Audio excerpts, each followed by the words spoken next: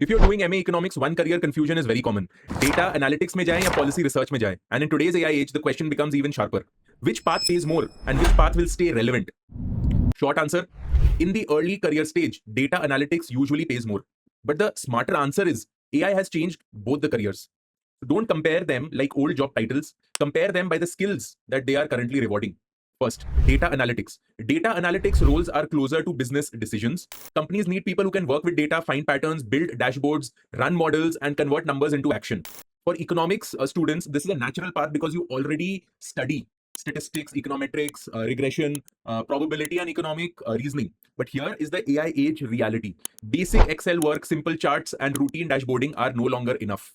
AI tools can already help with code, summaries, chart, and first level analysis. So your value is not just can you use a tool.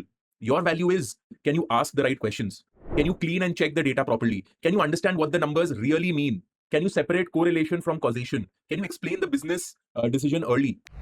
That is why data analytics often pays better at the start. The skill is directly visible and monetizable. A company can quickly see, can you clean data? Can you analyze data? Can you build a useful dashboard?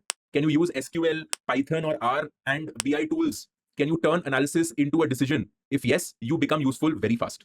Second, policy research. Policy research is a different game. Here, the work is about public problems. You may work on education, health, labor, poverty, gender, climate, agriculture, public finance, or even development programs. This path can be intellectually very satisfying. You may write reports, analyze schemes, review literature, work with the surveys, study government data, and evaluate whether a policy is actually working or not. But early pay may be lower than analytics, especially if you enter through internships, RA, NGOs, think tanks, academic projects, or field-based work. That does not mean policy research is weak. It means the reward structure is different. In policy, your value grows when you build strong writing, good data skills, knowledge of the Indian economy, impact evaluation, survey understanding, field exposure, and the ability to connect numbers with the real-world institutions. And in the AI age, policy research also needs data literacy.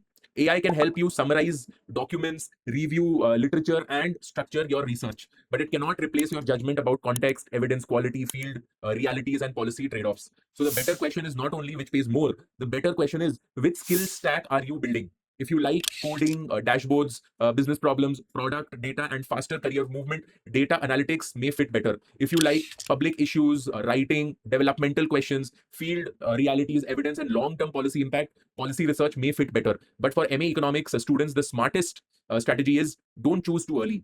Build a common base first. Econometrics, statistics, Excel, SQL, Python, or R.